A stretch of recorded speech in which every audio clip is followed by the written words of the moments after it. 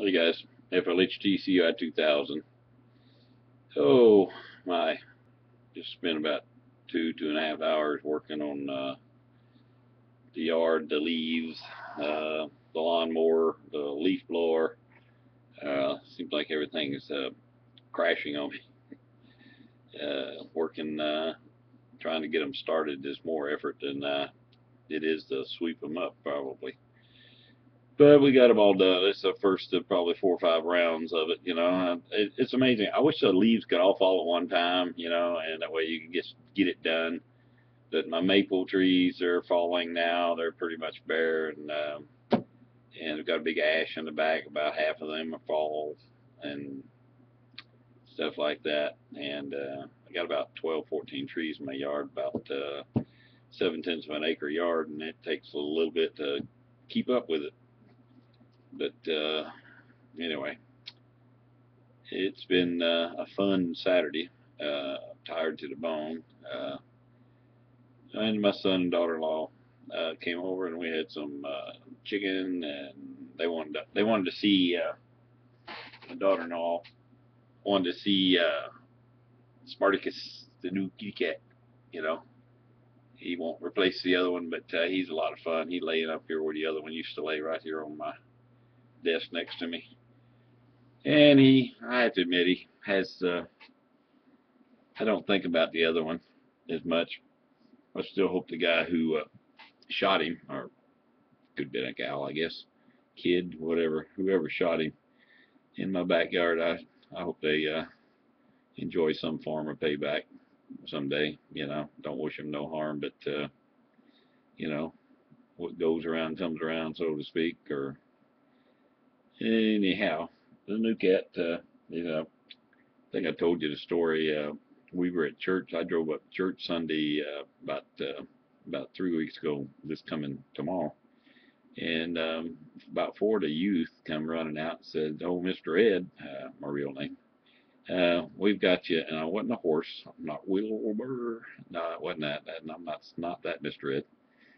Uh, they said, "We got you a project." And I thought, oh, they got some old motorcycle they want me to work on, or car or something like that. I've been known to do that.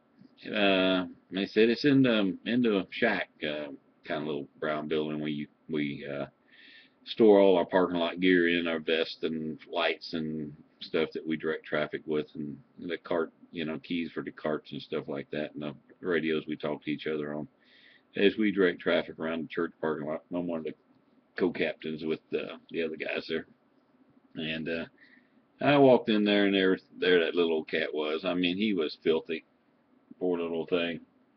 He was poor and skinny. You can tell he's not skinny now, and his black and Chad had, I guess, looked down, and he was right at the entrance of parking lot 4.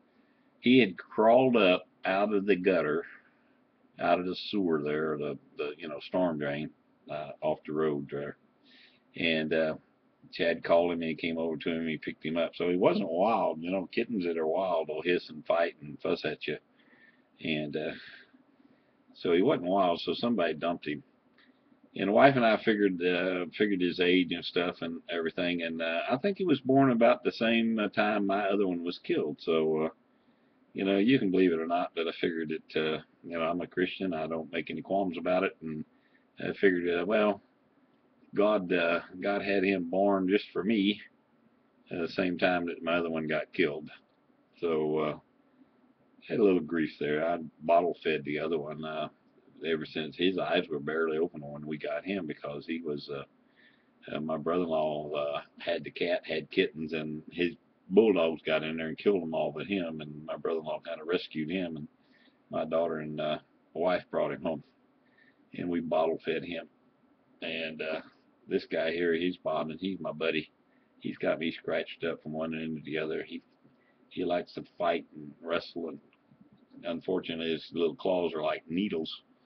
And he'll jump up here in my lap, and he'll climb up on my belly, and oh man, I look like I'm in hauling hay. There's this little scars all over, and those scratches all over me. It reminds me of my hayfield days back about 50 years ago, when I was young and could do that type of stuff.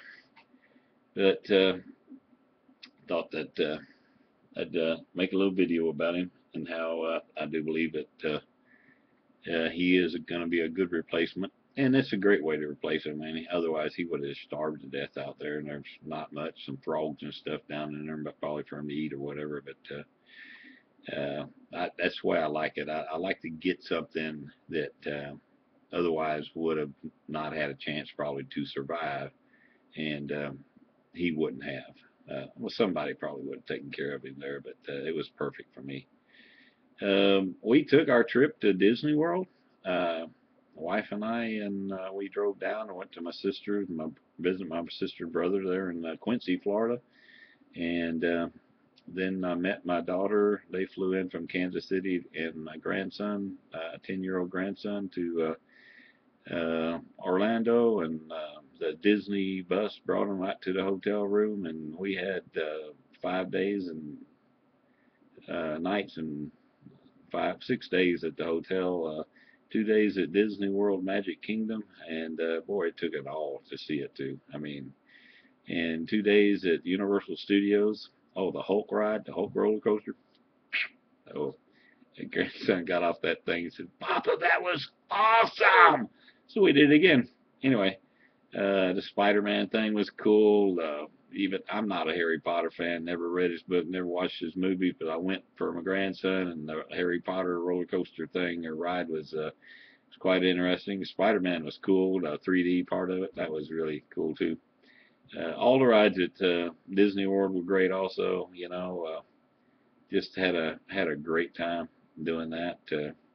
It was a ball, and been wanting to do that for a while, and wanted to do it several years ago, but money wasn't there. But we got a little extra cash in. We sold some my lake house and some property up there, lots I had, and stuff. Paid off some bills. I got a little extra money, and we spent it. And believe me, it was hard for me to do that. When I got to the hotel, and I said I need 4 2-day passes for Disney World. And they said, well, okay, that's $739. I'm like, ouch. Yeah, they stick them right on your hotel card, key card, and that was kind of cool. And the Express Pass is really cool too, man.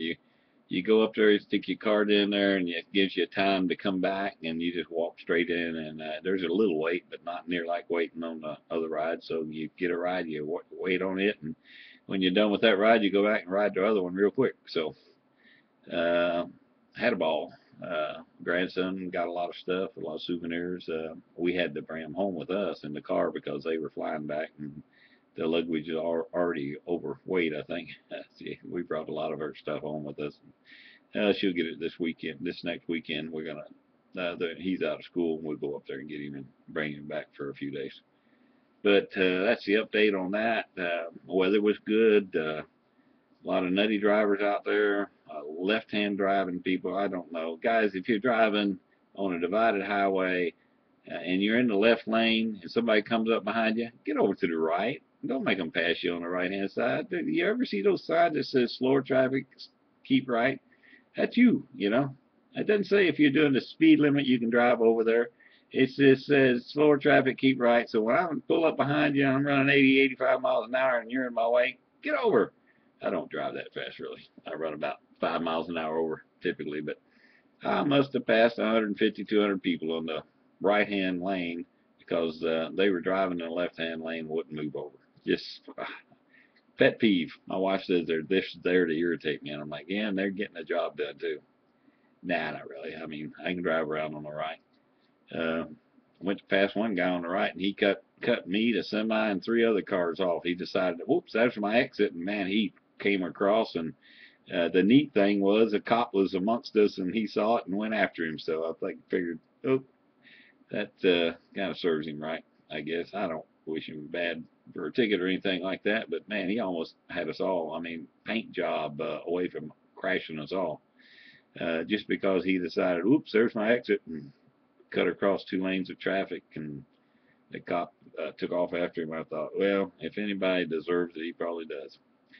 I believe that was in no, it was in Arkansas, actually, on I-40. We were almost home. Then we hit fog, and man, fog coming up 65 out of Conway was thick, and then it thinned out, and I'm coming around the corner and I see lights, and I look up, and another guy had missed his turn. Now we're on two-lane road, you know, two-lane with a passing lane, and this guy was missed his turn, and his lights were his backup lights. He was backing up the road in my lane towards me because he had missed his turn. He wasn't on the shoulder, and it was plenty wide for him to be on the shoulder. And luckily, nothing was coming, and I could go around him on the other side. But it's like boom, he was there, and backup lights, and he's coming towards me. And I'm like, phew, this no telling how many accidents drivers like that cause, and oblivious to it, they just drive off and don't even realize that they've done it.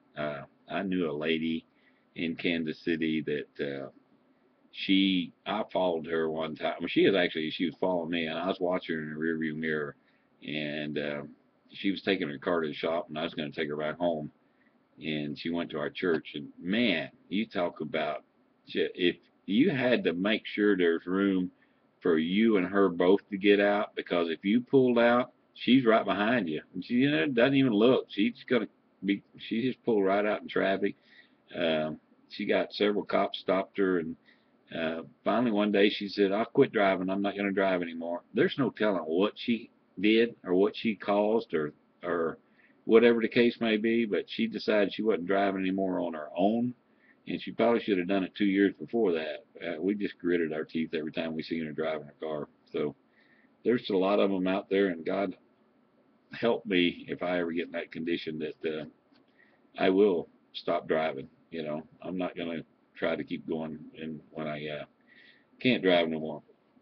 I put a lot of videos out there. I took a motorcycle ride yesterday. No, it wasn't. The day before yesterday. And took a lot of videos trying to get some color up on the mountain and around and stuff like that on my bike. And put about 6 videos out there of that. They're long and boring, I know, but hey, you don't have to watch them. I don't think that many people watches this stuff anyway.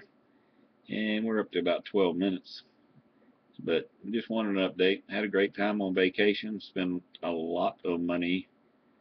That was hard for me to do. I'm kind of a cheapskate sometimes, but hey, it was worth it. Just the expression on his face off some of those rides and stuff, and he kept grabbing me. Come on, Papa, let's go. Papa's in his 60s. I'm retired, and he's 10 years old, so he moves a little better than I do. But thank God I kept up with him. Wife and I would just talk to ourselves like, we used to not do this when we were young, but here we are out here doing it. 4 days of theme park straight in a row. Ooh, we were tired, tuckered out. And then driving all the way from Orlando back to Harrison, Arkansas. Oh, that was fun. We did stop at my sister's overnight and took off. But it took me about, I think it was 15 hours with the fog and the construction on the road, and it took 45 minutes to go 6 miles at one point. I'm like, wow, this is terrible on I-40. Anyway, that's it, guys.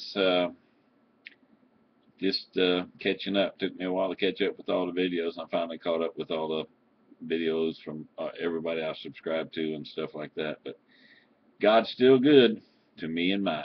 Peace.